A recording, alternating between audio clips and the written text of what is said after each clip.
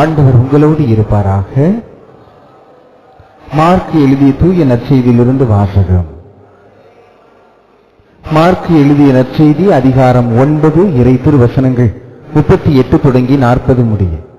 அப்பொழுது யோவான் சீடரிடம் இயேசுவிடம், போதகரே, ஒருவர் உமது பெயரால் பேய்கள் ஓட்டுவதை கண்டு நாங்கள் அவரை தடுக்க பார்த்தோம், ஏனெனில் அவர் நம்மை சாராதவர் என்றார். அதற்கு இயேசு கூறியது, தடுக்க வேண்டாம், ஏனெனில் என் பெயரால் வல்ல செயல் புரிபவர் அவ்வளவு எளிதாக என்னை குறித்து இகழ்ந்து பேச மாட்டார். ஏனெனில் நமக்கு எதிராக இராதவர் நம் சார்பாக இருக்கிறார். நீங்கள் கிறிஸ்துவை சார்ந்தவர்கள் என்பதால் உங்களுக்கு ஒரு கிண்ணம் தண்ணீர் கொடுப்பவர் கைமாறு பெறாமல் போகார் என உறுதியாக உங்களுக்கு சொல்கிறேன் என்றார். ஆண்டவரின் அருள்வாக்கு.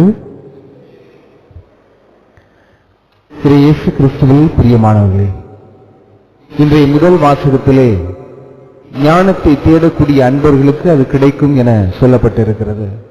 எனவே நம் ஞானத்தை தேடி எவ்வளவு தூரம் பயணிக்கிறோம் என்பது மிகப்பெரிய ஒரு பொருளாக இருக்கிறது. வாழ்க்கை நமக்கு கற்றுத்தருவது 2 பாடத்தை மட்டும்தான். வாழ்க்கையில் நல்லது நடக்கும் போது அதை அனுபவிக்க கற்றுக்கொள்ள வேண்டும். கெட்டது நடக்கும் போது அதை கவனிக்க கற்றுக்கொள்ள வேண்டும். ஏனென்றால் வாழ்க்கையில் நல்லது நடக்கும் போது அதை அனுபவிக்காமல் கெட்டது நடப்பதை அனுபவிக்கக்கூடிய மனிதர்கள்தான் இன்று அதிகமாக இருக்கிறார்கள்.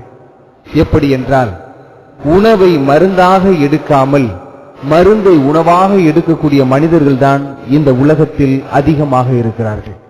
நாம் உண்ணக்கூடிய அந்த உணவை மருந்து போல எடுத்துக்கொண்டோம் என்றால் நாம் வெளியிலிருந்து எந்த மருந்து மாத்திரைகளையும் உள்ளே அனுப்ப வேண்டிய வேலை இருக்காது. எப்பொழுது நாம் உணவை மருந்தாக எடுக்க முடியாமல் போய்விடுகிறோமோ அப்பொழுதுதான் மருந்து மாத்திரைகளை நாம் உணவாக உட்கொள்ளக்கூடிய மனிதர்கள் அதிகமாக மாறிவிட்டோம் என்பதை பார்க்க வேண்டும். எனவே வாழ்க்கை நமக்கு கற்றுக் கொடுக்கக்கூடியது இந்த 2 பாடம். நல்லது நடக்கும்போது அதை அனுபவிக்க கற்றுக்கொள்ள வேண்டும், அதில் நாம் நிலைத்திருக்க வேண்டும். கெட்டது நடக்கும்போது அதை கவனிக்க கற்றுக்கொள்ள வேண்டும். ஏனென்றால் வாழ்க்கை சூழல் எப்படி வேண்டுமானாலும் மாறலாம். எவர் நல்லதை அனுபவிக்காமல் விட்டுவிட்டு கெட்டது நடக்கும் போது எனக்கு அப்படி நடந்துருச்சு இப்படி நடந்துருச்சுன்னு பேசிக் கொண்டிருக்கக்கூடிய மனிதர்கள் இருக்கு மத்தியில் தான் நாம் வாழ்ந்து கொண்டிருக்கிறோம். அவர்களை ஞானம் ஒரு நாளும் எட்டி கூட பார்க்காது என்பதுதான் உண்மையாக இருக்கிறது. எனவே இப்பேற்பட்ட இந்த சூழலில் ஒரு அரசன் தன்னுடைய சபைக்கு புதிய மந்திரியை தேர்ந்தெடுக்க வேண்டும். எனவே அதில் 2 நபர்கள் போட்டியிடுகிறார்கள். அப்ப 2 நபரில் யார் தகுதியுள்ளவர்கள் என்பதை அரசன் சோதித்து பார்க்க 2 பேரையும் தனியே அமர வைத்துவிட்டு இவர்களுடைய இருவருடைய கையிலும் ஒரு பொட்டணத்தை கொடுக்கிறார். 2 பேர் கையிலே ஆளுக்கு ஒரு பொட்டணத்தை கொடுத்து, நீங்க பக்கத்து நாட்டு அரசன் போய் கொடுக்க, அவங்க பிரிச்சு பார்க்கட்டும் சொல்றாங்க. இருவரும் தனித்தனி நாடுகளுக்கு பிரிந்து செல்லுகிறார். அப்ப முதலாம் நபர் ஒரு அரசரை சந்தித்து அந்த பொட்டணத்தை கையில் கொடுத்து, இது என்னுடைய அரசர் உங்களுக்கு கொடுக்க சொன்னார் என்று சொல்ல, அவரும் அதை எடுத்து அதை பிரித்து பார்க்கும் போது உள்ளே சாம்பல் இருக்கிறது. அந்த சாம்பலை பார்த்த அரசனுக்கு கோபம் அதிகமாக வந்துவிட்டது. என்ன நினைத்து கொண்டிருக்கிறான் உங்கள் அரசன்?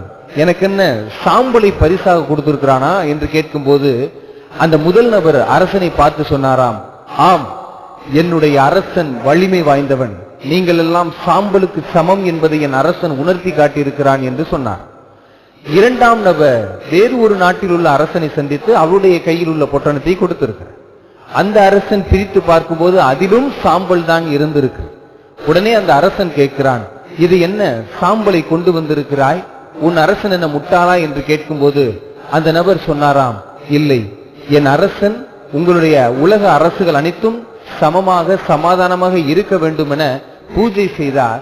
அந்த பூஜையின் பலனாக இறுதியில் மிஞ்சியது அந்த சாம்பலை எல்லா நாடுகளுக்கும் கொடுத்து அனுப்பியிருக்கிறார்.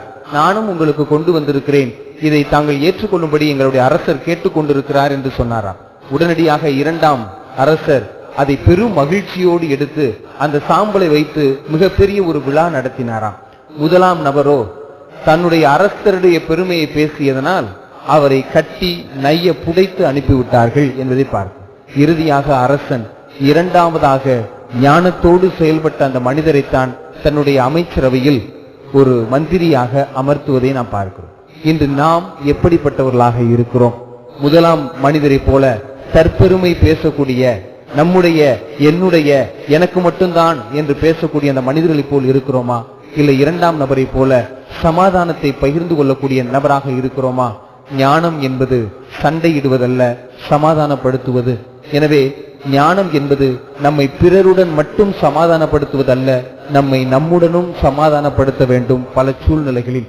எனவே அன்பிற்கினிய உறவுகளை, நாமும் நம்முடைய வாழ்க்கை முழுவதும் ஞானத்தை தேடிதான் ஓடிக்கொண்டிருக்கிறோம். இந்த வாழ்க்கைனா என்ன, இந்த உறவுகள்னா என்ன, இதெல்லாம் என்ன, எப்படி நடக்குது, இந்த பூமி ஏன் சுத்துது என்று பல்வேறு வகையான குழப்பங்களால் உள்ள அந்த கேள்விகள் மத்தியில் ஞானத்தை தேடி ஓடிக்கொண்டிருக்கிறோம். ஆனால் அது நமக்கு எளிதாக சொல்லக்கூடியது இந்த இரண்டு பதில்தான். வாழ்க்கையில் நடக்கக்கூடிய நல்லதை அனுபவிக்க கற்றுக்கொள்ள வேண்டும், கெட்டதை கவனிக்க கற்றுக்கொள்ள வேண்டும். கெட்டதை அனுபவிக்கக்கூடிய மனிதர்கள் ஞானத்தை ஒருபோதும் அனுபவிக்க மாட்டார்கள், ஞானமும் அவர்களை ஒருபோதும் நெருங்காது என்பதுதான் உண்மையாக இருக்கிறது. நாம் எந்த இடத்தில் இருக்கிறோம்? நல்லதை அனுபவிக்க வேண்டும், கெட்டதை கவனிக்க வேண்டும். அப்படிப்பட்ட ஒரு உள்ளம் வேண்டி இந்த பலியிலே பக்தியோடு இணைவோம். ஆமென்.